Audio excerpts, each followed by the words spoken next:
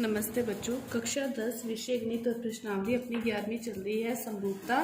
तो इसके 11.3 के क्वेश्चन अपने स्टार्ट करते हैं। तो 11.3 में देखो क्या दे रखा है कि कोई भी दो त्रिभुज हैं ABC और PQR, कि कोई भी दो त्रिभुज हैं ABC और PQR। सबसे पहले आप त्रिभुज बना लो कोई भी। एक त्रिभुज ये बना लिया और एक त्रिभुज ये बना लिया।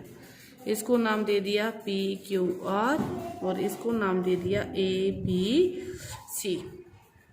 फिर आपको क्या दे रखा है कि जो AB है वो तो क्या है PQ के बराबर है, या समरूपता दर्शा रखी है आपको कि जो AB है वो तो क्या है PQ, AB भुजा है PQ के बराबर है और जो BC भुजा है वो QR के बराबर है।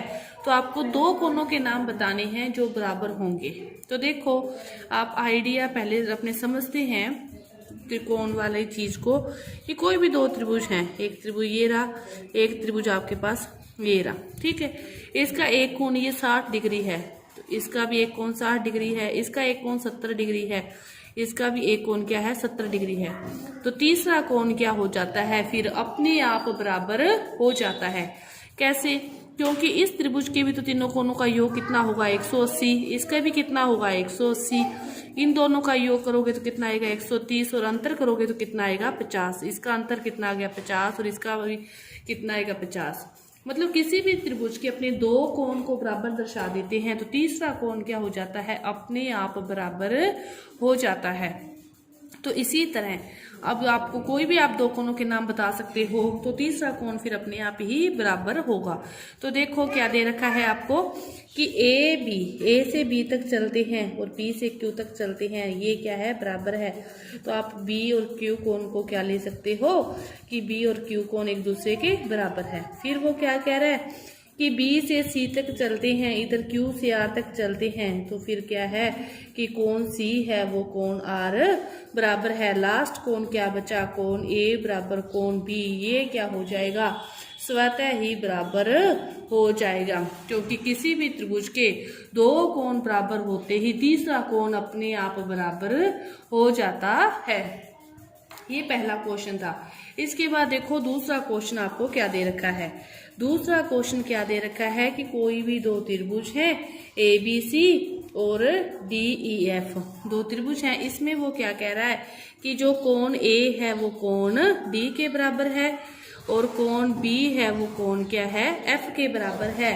तो फिर वो आपको कह रहा है कि जो ABC त्रिभुज है वो समरूप है त्रिभुज DEF। क्या यह सत्य है? नहीं है तो क्यों नहीं है? सब कुछ दे रखी है और आपको बताना है कि यह सत्य है और यह सत्य नहीं है तो क्यों नहीं है। अपने पहले त्रिभुज बनाते हैं।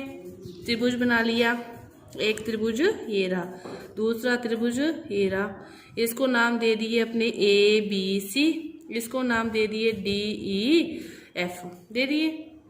अब वो क्या कह रहा है, पहले देखो उसने दिया क्या है, कोण A कोण D के बराबर है कि ये वाला कोण इसके बराबर है। फिर वो कह रहा है कि जो B कोण है वो किसके बराबर है, F के बराबर है। अब अपने देखते हैं उसे समरूपता में क्या दे रखा है। समरूपता में उसने दे रखा है कि जिस अकॉर्डिंग लिखा होता है ना उसी अकॉर्डिंग चलना होता है। A के बाद क्या आ रहा है B, A से B और B के बाद C, ABC, इस तरह चलना है। अब इसमें देखो दूसरे त्रिभुज में D के बाद क्या आ रहा है E, जिस अकॉर्डिंग उसने समरूपता में लिखा होता है उसी अकॉर्डिंग भुजाएं व कोण बराबर होते हैं। A B पहले के बराबर है तो दूसरा कोण दूसरे के बराबर होगा। कि जो B है वो E के बराबर होता तो ये त्रिभुज समरूप होता, क्योंकि पहले नंबर पर A है, इधर D है, दूसरे नंबर पर B है तो इधर क्या है E है, इधर C है तो इधर F है। और यदि F को बराबर दर्शाना था तो कोण C बराबर F दर्शाना था उसने, लेकिन उसने अपने को क्या दे रखा है, कोण B बराबर F दे रखा है, जो कि गलत है। समरूपता के अकॉर्डिंग जिस अकॉर्डिंग उसने नाम लिखे होते हैं उसी अकॉर्डिंग उसकी भुजाएं और कोण समान होते हैं। पहली भुजाओं की बात करेंगे तो AB बराबर होगी DE के, BC बराबर होगी EF के, AC बराबर होगी DF के। जिस अकॉर्डिंग उसने नाम लिखे होते हैं उसी अकॉर्डिंग समरूपता में कोण व भुजाएं बराबर होती है। लेकिन उसने क्या दे रखा है कि कोण बी कोण एफ के बराबर है, लेकिन कोण बी तो कोण ई के बराबर आ रहा है, तो यह समरूप नहीं है। यह क्या है, असत्य है, या फिर कह सकते हैं कि गलत है। ये आपका दूसरा क्वेश्चन।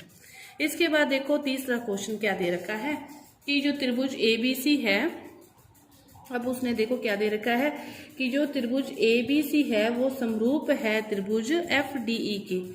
एफडीई के क्या है, समरूप है, दे दिया उसने। फिर उसने क्या दे रखा है कि ए बी अपॉन में डीई इक्वल टू है बी सी अपॉन में ई एफ, और फिर दे रखा है सी ए अपॉन में एफ डी।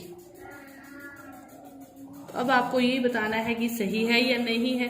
तो देखो अभी अभी मैंने दूसरे क्वेश्चन में आपको बताया कि समरूपता में जिस सीक्वेंस से चलते हैं उसी सीक्वेंस से आपको जैसे समरूप में दे रखा है तो उसी क्रम में ही उसके कोण व भुजाएं बराबर होती है। आपको समरूप त्रिभुज क्या दे रखे हैं, ए बी सी और F D E, A B C और एफ डी ई। तो इसकी पहली भुजा क्या बनेगी, ए बी, तो इसकी पहली भुजा क्या बनेगी, एफ डी, की जो ए बी है वो किसके बराबर होगा, एफ डी के, ए बी एफ डी। दूसरी भुजा क्या बनेगी, बी सी, बी सी किसके बराबर होगा, फिर डी ई के, बी सी किसके बराबर होगा, डी ई के। फिर बची सी ए, सी ए किसके बराबर होगा, ई एफ के। लेकिन उसने आपको क्या दे रखा है, A B upon D E, लेकिन ए वी अपॉन तो एफ डी आ रहा है। जिस अकॉर्डिंग उसने आपको समरूप दे रखे हैं उस according A B upon F D आ रहा है कि पहली भुजा तो इसकी भी पहली भुजा। तो फिर आपको अनुपात गलत दे रखे हैं या ये अपने समरूप नहीं कह सकते इन अनुपातों के अकॉर्डिंग इसको। यह भी क्या है, असत्य है, गलत है। यहाँ तक आपके 3 क्वेश्चन हो गए हैं। इसके बाद अपने चौथा क्वेश्चन देखते हैं। इसके बाद देखो अगला क्वेश्चन दे रखा है आपको, क्या दे रखा है कि यदि किसी त्रिभुज की 2 भुजाएं एवं एक कोण दूसरे त्रिभुज की 2 भुजाएं और एक कोण क्रमशः समानुपाती व बराबर हो तो क्या दोनों त्रिभुज समरूप होंगे। तो यह कथन सत्य है या नहीं है, सत्य है या असत्य है, तो इसकी व्याख्या करने के लिए कह रहा है। तो देखो समरूपता का जो नियम है उसमें क्या है कि एक त्रिभुज ये है और दूसरा त्रिभुज ये है, तो ये दोनों में 2 भुजाएं बराबर है, जैसे ये भुजा और ये भुजा बराबर है। तो इसने आपको दे दिया कि 2 भुजाएं और एक कोण समानुपाती व बराबर हैं, तो ये समरूप है या नहीं है। देखो इसका नियम तो है S A S, S A S, 2 भुजाएं और एक कोण। तो इसके एस ए एस का मतलब क्या हो गया कि 2 भुजाएं व उनके अंतर्गत आने वाला कोण।